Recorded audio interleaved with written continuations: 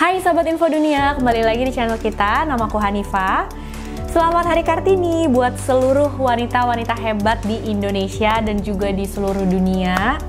Dan hari ini aku akan bercerita tentang kisah yang sangat spesial menurutku. Karena aku akan bercerita tentang wanita-wanita berpengaruh dalam sejarah Indonesia.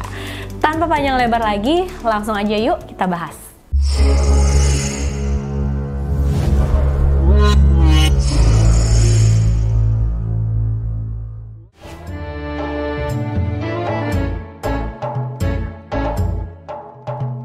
Yang pertama adalah Cut Nyak Dien, dan aku yakin kalian gak heran ya kenapa nama satu ini aku masukin ke dalam daftar kita, daftar wanita berpengaruh di sejarah Indonesia. Cut Nyak Dien adalah pahlawan nasional Indonesia dari keluarga bangsawan Aceh, dan dia lahir pada tahun 1848. Dia ikut berjuang melawan Belanda pada masa Perang Aceh, dan saat suaminya yaitu Ibrahim Lamnga meninggal, dia tidak menyerah terus nggak ngelakuin perjuangan lagi, tapi dia justru semakin giat berjuang untuk melawan penjajah. Pada tahun 1880, beliau menikah dengan Teku Umar. Dan awalnya beliau juga menolak gitu lamarannya Teku Umar. Tapi setelah Teku Umar menjanjikan sama Cut Nyak Dien untuk setelah menikah dia bisa diizinkan untuk tetap ikut di medan perang melawan penjajah, akhirnya Cut Nyak Dien menerima lamaran Teku Umar. Mereka pun menikah. Dan dari pernikahan ini mereka mempunyai satu anak laki-laki yang bernama Cut Gambang. Tapi pada tanggal 11 Februari 1899, Teku Umar gugur di medan perang. Akhirnya Cut Nyak Dien pun meneruskan perjuangan sendirian di pedalaman Melaboh bersama pasukan kecilnya. Pasukan ini terus bertempur sampai tahun 1901. Akhirnya mereka dihentikan karena Belanda itu sudah terbiasa sama medan perang Aceh. Dan juga karena kondisi fisiknya Cut Nyak Dien yang memang sudah bisa dibilang menurun ya, karena umurnya dia juga yang sudah semakin tua. Dia itu punya penyakit encok, matanya juga sudah rabun. Jumlah pasukannya pun terus berkurang. Dan karena hal ini membuat para pasukannya itu merasa iba gitu ya. Akhirnya salah satu anak buah Cut Nyak Dien yang bernama Panglaut, dia memberitahu Belanda di mana letak markas mereka. Markas mereka pun diserang oleh Belanda. Cut Nyak Dien saat itu mengambil rencong dan berusaha mati-matian untuk melawan, tapi akhirnya dia bisa dihentikan. Dan untuk anaknya Cut Nyak Dien yang bernama Cut Gambang, dia tuh berhasil lari meloloskan diri ke dalam hutan. Akhirnya dia pun melanjutkan perjuangan ibunya dan ayahnya ini. Setelah ditangkap, Cut Nyak Dien akhirnya dibawa ke Banda Aceh dan dirawat di sana. Di sana penyakit encoknya sudah mulai membaik, tapi akhirnya beliau diasingkan ke Sumedang. Karena Belanda takut dengan kehadirannya Cut Nyak Dien di sana itu bisa menimbulkan semangat perlawanan, dan juga karena Cut Nyak Dien itu masih berhubungan sama pejuang-pejuang yang belum tunduk.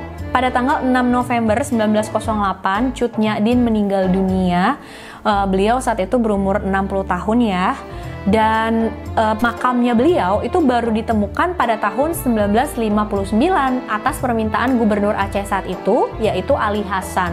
Pada tanggal 2 Mei 1964, Cut Nyak Dien diakui oleh Presiden Soekarno sebagai pahlawan nasional Indonesia.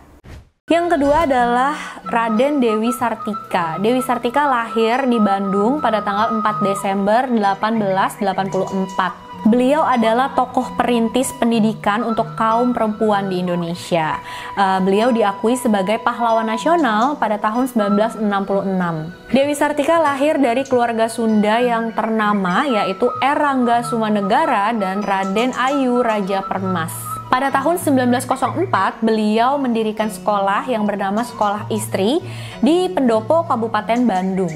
Pada 1906, beliau menikah dengan Raden Kanduruhan Agah Suryawinata yang merupakan guru dari Sekolah Karang Pamulang.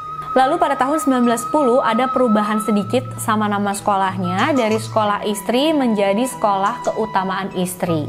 Di tahun 1912 sudah ada 9 sekolah yang tersebar di seluruh Jawa Barat, dan berkembang lagi terus menjadi satu sekolah di tiap kota. Pada tahun 1929, sekolah tersebut berubah nama menjadi Sekolah Raden Dewi. Beliau meninggal pada 11 September 1947 di Cineam. Selanjutnya adalah Fatmawati Soekarno. Fatmawati atau yang nama aslinya adalah Fatimah. Beliau lahir di Bengkulu pada tanggal 5 Februari 1923. Beliau adalah istri dari presiden pertama kita, yaitu Soekarno. Dia adalah ibu negara pertama dari Presiden Soekarno yang merupakan istri ketiga dari beliau. Ayahnya merupakan seorang pengusaha dan juga tokoh Muhammadiyah di Bengkulu. Pada tanggal 1 Juni 1943, beliau menikah dengan Presiden Soekarno. Tapi waktu itu belum jadi presiden ya. Dari pernikahannya ini, mereka memiliki 5 orang anak. Suatu malam, Soekarno dibawa ke Rengas Dengklok oleh para pemuda. Di sana beliau disuruh cepet-cepet memproklamasikan kemerdekaan. Pada saat itu sudah banyak pemuda yang berkumpul di depan rumahnya si Fatmawati. Dan akhirnya Bung Karno dan Bung Hatta pun keluar dan bilang kalau semuanya itu sudah dipersiapkan. Melihat hal tersebut, Ibu Fatmawati pun langsung mengambil kain yang sudah dia jahit sendiri. Bahan kain untuk benderanya itu dia terima dari seorang pemuda yang bernama Hairul Bisri. Sejak saat itulah untuk pertama kalinya bendera Indonesia dikibarkan. Perannya Ibu Fatmawati menjelang detik-detik proklamasi yaitu beliau menjahit bendera Sangsaka merah putih, terus dikasih sama dia ke seorang pemuda bernama SK Trimurti. Dia membawa nampan, benderanya ditaruh di nampan, dan dia membawa bendera itu ke Latif Hendraningrat dan Suhut, yang akhirnya bendera itu dikibarkan saat lagu Indonesia Raya berkumandang. Atas jasanya tersebut, Ibu Fatmawati patut mendapat gelar sebagai pahlawan perempuan Indonesia paling berpengaruh dalam sejarah. Yang terakhir dan pastinya nggak kalah penting adalah R.A. Kartini. Raden Ajeng Kartini lahir pada tanggal 21 April 1879 di Jepara, Hindia Belanda, yang sekarang itu menjadi Indonesia. Ibu Kartini lahir dari kalangan priai atau kalangan bangsawan Jawa. R.A. Kartini adalah anak perempuan dari seorang patih yang diangkat menjadi Bupati Jepara, yaitu Raden Mas Adipati Aryo Sosroningrat. Ibu Kartini dikenal sebagai pelopor kebangkitan perempuan pribumi. Dia sangat memperjuangkan emansipasi wanita. Awal perjuangan Ibu Kartini adalah saat dia berumur 12 tahun. Jadi saat itu dia dilarang untuk meneruskan studinya. Setelah sebelumnya dia itu belajar atau sekolah di ILS, yaitu sekolah zaman kolonial Hindia Belanda gitu ya. Jadi proses belajar mengajar di sana itu pakai bahasa Belanda, makanya Ibu Kartini tuh fasih berbahasa Belanda. Ibu Kartini tidak diperbolehkan untuk melanjutkan pendidikannya karena pada masa itu umur 12 tahun itu perempuan dianggap udah siap untuk menikah. Dan akhirnya karena hal ini juga karena dia mendengar bagaimana bebasnya wanita-wanita Eropa tentang pendidikan mereka, ini pun memotivasi Ibu Kartini untuk memperjuangkan hak wanita-wanita Indonesia.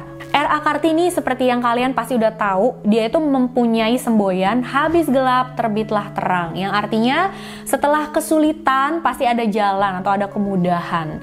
Dan dia tuh sebenarnya juga memotivasi para wanita Indonesia waktu itu ya untuk melihat masalahnya mereka tuh seperti itu. Karena wanita di zaman itu benar-benar dipandang sebelah mata.